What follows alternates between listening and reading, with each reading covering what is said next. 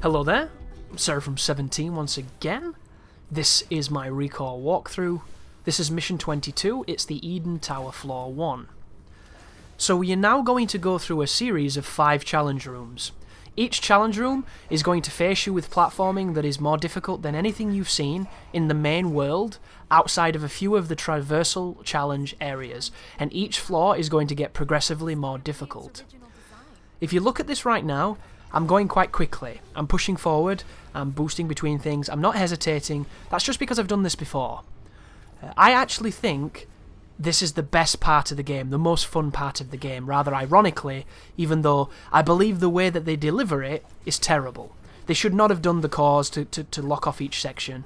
I think they should have just got across to the player that you were going to need the cores and made it a bit more dynamic, and they could have made all those dungeons that you just saw me go through as part of the plot, and you could have been going to those dungeons to get the cores while getting pieces of story that gave you a clearer picture of the narrative, so by the time you came here you had enough cores to get into the tower, and then the tower was just a flowing challenge of more narrative and really fun puzzles and challenges and combat, and that way you would have never felt like you had to go out of your way to find these cores needlessly to open arbitrary doors. But instead they give you all these dungeons and all these interesting places, but they give you zero incentive to do it. And if they'd have just added some of the communications, some of the audio files from the logs you pick up, and had them as part of the dungeons, it could have given you so much story and given you a reason to be there. But it just didn't.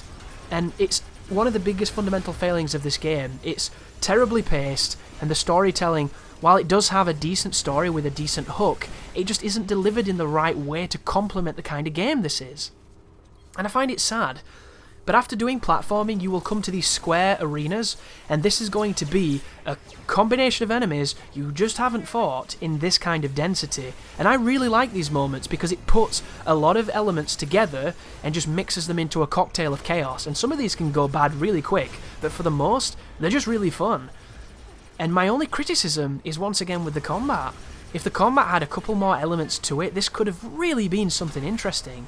But it's always a what-if scenario of they got this far, but then they stumbled instead of climbing to what it could have been. And it's such a shame, because I do like this section, and I do like these sequences. And additionally, you want to go back to the crawler so that you can get rid of all your cores, and you can get rid of all of your items, because you're going to be picking up some of the best stuff in the game here. Because not only are the enemies going to be quite high level, but they drop really good cores, it seemed. You'll see a lot of like exceptionals and what have you, so please make sure you do that just to maximise your efficiency here.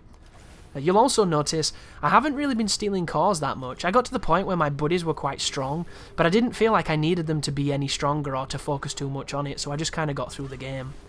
I haven't noticed a difference either. Of course, you will see differences in how much damage they do and just how efficient they are at what they do, but once again, this is a game that never demands enough of you for you to have to really have that efficiency balanced. But look at this. You've got crazy balls. If you touch them, they electrocute you and you can't seem to jump and you just fall. You've got very precarious thin areas. You've got lasers that are moving progressively. There's a lot of different stuff to balance here, and I love it. I had a lot of fun recording this.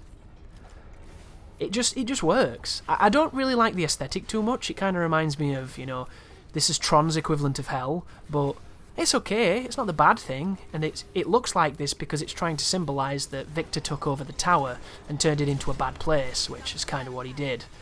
That you'll notice just beyond this is kind of a strange triangle opening where the waypoint is. That's the end of the floor. Once we get there, we've done this floor, and then the next floor is the same. It is these kind of ephemeral squares that lead upwards to these puzzle areas and these challenge areas, and that's all we're going to be doing until the end of the game where we have a boss fight. But here's a couple of the canines. Use your combo to do the instant extract, get rid of the ones you don't like quickly with the extract, and make sure to swap between Duncan and Seth, because not only can you do a lot of damage with the swap attack, but you can combine lethal attacks really well to perpetually stun things, and it's such a cool way of fighting. I personally like Duncan so that he can just have the fire constantly going out and stunning people and doing good damage, and I just stay back and he pulls the aggro. which is kind of interesting too, because Duncan's defense is one of the lower ones at the starting parameter, but his attack is really high. Seth, on the other hand, is a tank. He's the complete opposite to Street Fighter 4. In this game, Seth is a beast. He is almost nigh unkillable. In Street Fighter 4, he is made of glass, and it's really weak glass. But I would love, you know, if you press the Y on this game, and you just heard Seth go, "Behold the glory of the tandem engine!" That would be amazing. I should have edited that in. That'd be great. But we've got a rather high-level ape dude who's chasing me. Watch this. You see that punch then? If he hits you with that, it does half your life. And if he's really eager, he'll follow it up by chasing you down and doing it again. If you don't jump correctly, it's very difficult to dodge, even though it didn't look that way. I died on one of these rooms to that.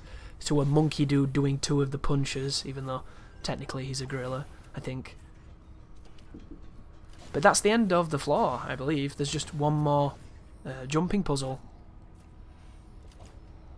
So these platforms are interesting. They're going to flatten on a timed amount and they're going to block the lasers, but they will flip back, so you want to be careful. On this challenge here, you can jump on top of the moving plate and just get a free ride across, or you can kind of preemptively move forward to keep up with the pace of its inertia, or its momentum.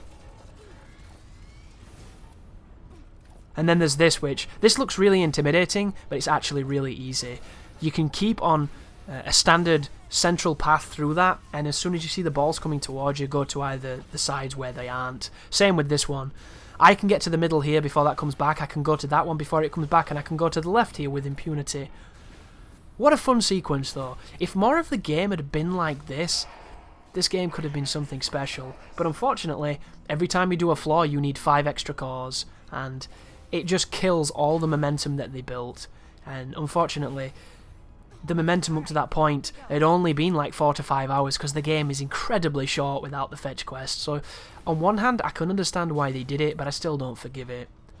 Thank you very much for watching, and I'll see you in Floor 2.